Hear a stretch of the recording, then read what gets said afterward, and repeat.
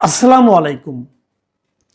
প্রিয় দর্শক, সরকারের দুজন উপদেষ্টা আজকে পদত্যাগ করেছেন। তারা দুজন ছাত্র উপদেষ্টা ছিলেন, মানে ছাত্র প্রতিনিধি ছিলেন, আসিফ মাহমুদ সজীব ভুঁইয়া এবং জনাব মাহফুজ আলম।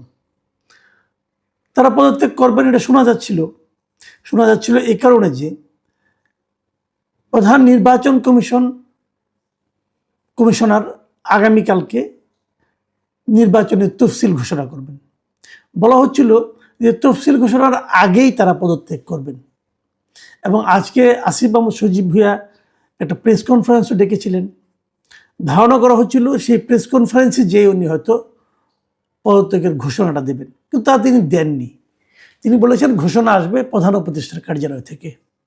পরে তাই হয়েছে, প্রধান উপদেষ্টার কার্যালয় থেকেই ঘোষণাটা এসেছে এবং প্রধান উপদেষ্টার যিনি তথ্য সচিব আছেন, প্রেস সেক্রেটারি, তিনি অফিসিয়ালি জানিয়েছেন যে তারা দুজন প্রধান উপদেষ্টার কাছে গিয়ে যার যার পদত্যাগপত্র দাখিল করেছেন।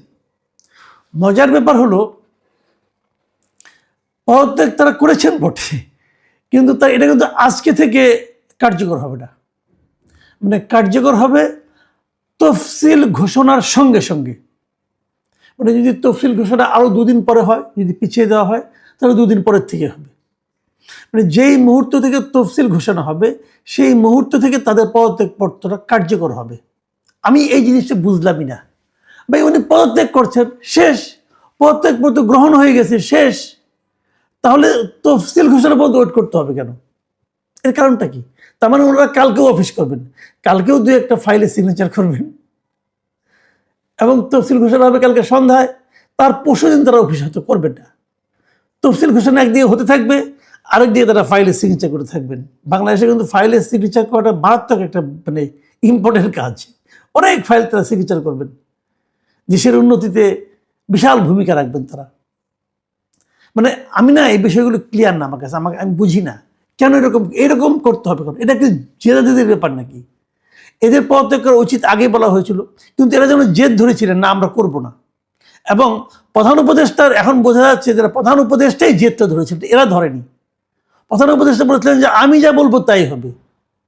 আমরা এতদিন একজনকে চিনতাম যে উনি যা বলতেন তাই হতো, এখন এখানেও আমরা দেখছি যে উনি যা বলেন তাই হবে। উনি চাচ্ছেন আগামীকাল থেকে হবে, আগামীকাল থেকে হবে কেন? সৌজন্যতা বলতে তো একটা ব্যাপার আছে। আচ্ছা, এই কাজটা করার মাধ্যমে এই যে তফসিল ঘোষণার সঙ্গে সঙ্গে তাদের পদত্যাগটা কার্যকর হবে, এই যে কথাটা, এটা দেখলে কি বোঝানো হচ্ছে?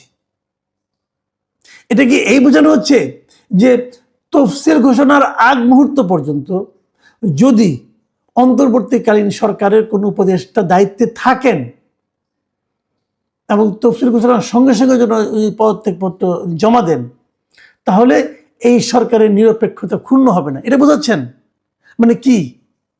এরপরে যখন তত্ত্বাবধায়ক সরকার আসবে, যেটা আমাদের সংসদে, মানে এর মধ্যে আমাদের পাশ হওয়ার কথা আছে, সংসদে পাশ হবে আগামী সংসদে, যেটা কি জুলাই সনদে আছে, তো সেটা যদি পাশ হয় সেখানে কি আছে?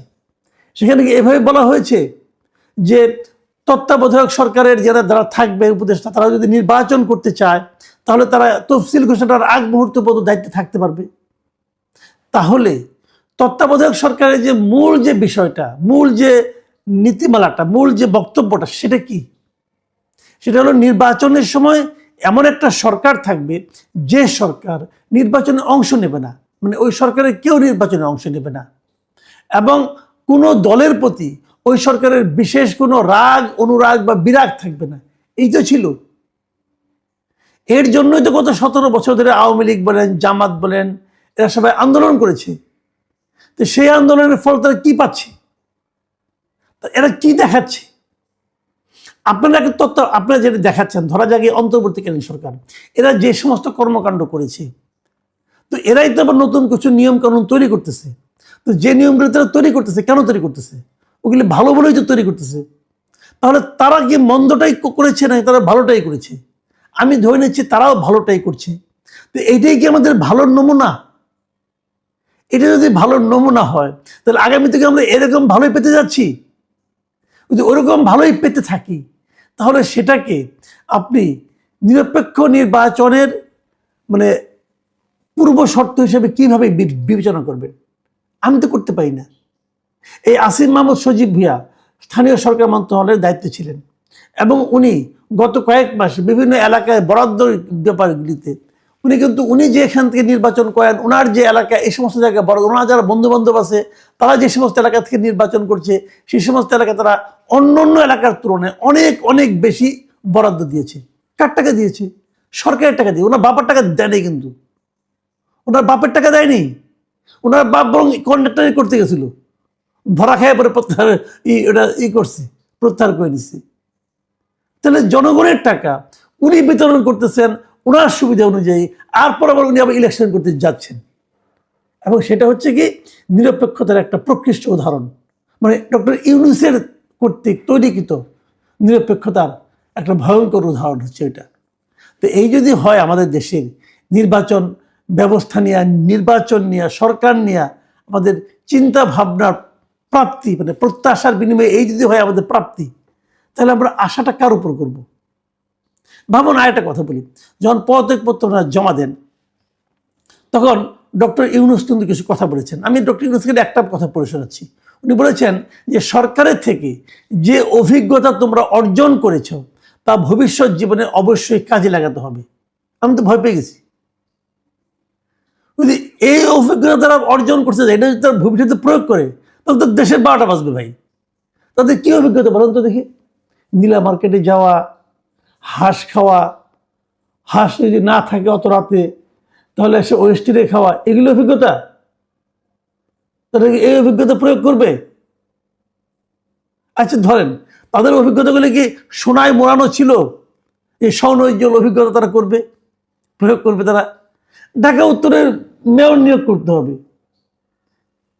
আসিফ মাহমুদ সজীব ভাই নিজে চিঠি লিখেছে ইয়াকে, মানে জনপ্রশাসন মন্ত্রণালয়কে নিজে চিঠি লিখেছে তাকে নিয়োগ দেওয়া হোক। এটা অভিজ্ঞতা? এবং যাকে নিয়োগ দিয়েছে সে তাকে খুব ভালো জানে, সে লোকের ভিতরে দুদক এখন তদন্ত করতেছে। 1 বছর হয়েছে মতো দায়িত্ব, এর মধ্যে সে এগুলি শুরু করে দিয়েছে। উনি আবার হিজবুত তাহরিরও ছিলেন নাকি?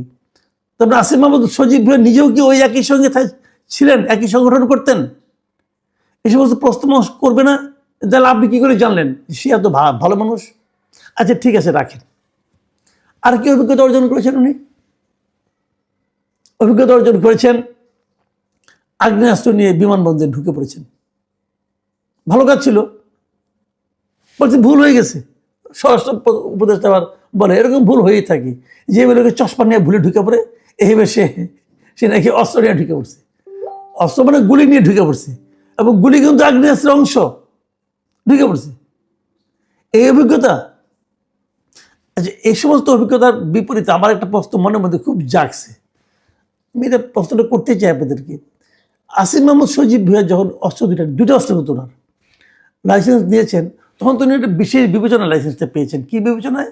যে উনি মন্ত্রীর পদমর্যাদা একজন ব্যক্তি, এই জন্য। আচ্ছা, অস্ত্র দুটো এখন কোথায়? যেই মাত্র সে কালকে পদত্যাগ করবেন, তারপরে এই অস্ত্রগুলির কি হবে? এগুলিকে উনি সরকারকে জমা দিয়ে দেবেন? এই অস্ত্রগুলি কি উনি নিজের টাকায় কিনেছিলেন নাকি সরকার কিনেছিল? যদি নিজের টাকায় কিনে থাকেন, এটাকে উনি কোথায় পেলেন? দুটো অস্ত্রের দাম কত ছিল? ওনার ইনকাম কত ছিল? আয় কত ছিল? এই সমস্ত প্রশ্ন কিন্তু আমরা করছি। উঠবে না, আমি এখনই করছি। শুনেছি ওনারা নাকি হিসাব জমা দিয়েছেন। হিসাব কার কাছে জমা দিয়েছেন? জনগণের কাছে হিসাব দিতে হবে।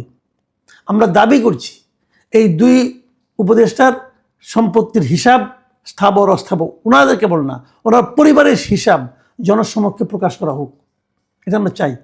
পাশাপাশি যারা আগামীতে সরকারে আসবেন তাদের প্রতি আমার একটা আহ্বান আছে। সে আহ্বান হলো, এই যে উপদেষ্টা যারা আছেন এদের নামে এরই মধ্যে গত 1 বছরে আমরা যে সমস্ত খবর পেয়েছি বিভিন্ন জনের সম্পর্কে, আমার কাছে অনেকে খবর পাঠায় ভাই, যা পেয়েছি সেগুলো আমি আশা করবো আগামী যারা সরকারে আসবেন তারা এগুলি বিচার করে দেখবেন যে ওনারা আসলে কী করেছেন।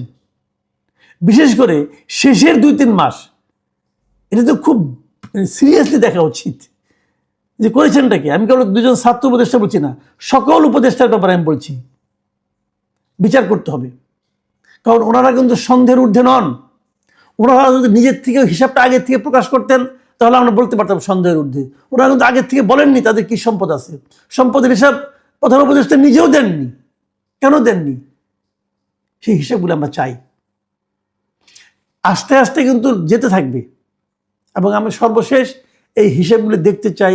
আমরা বিশ্বাস করতে চাই যে জাতির ক্রান্তিকালে যে সরকার আমরা নির্বাচন করেছিলাম, যে সরকারকে আমরা দায়িত্ব দিয়েছিলাম, সেই সরকারটা সুচারুভাবে সুষ্ঠুভাবে সেই দায়িত্ব পালন করতে পেরেছে। যদি আমাদের এই বিশ্বাস বাস্তবায়িত না হয়, তাহলে তার যে প্রতিফল সেই সমস্ত লোককে তার ভোগ করার জন্য প্রস্তুত থাকারও আমরা আহ্বান জানাচ্ছি।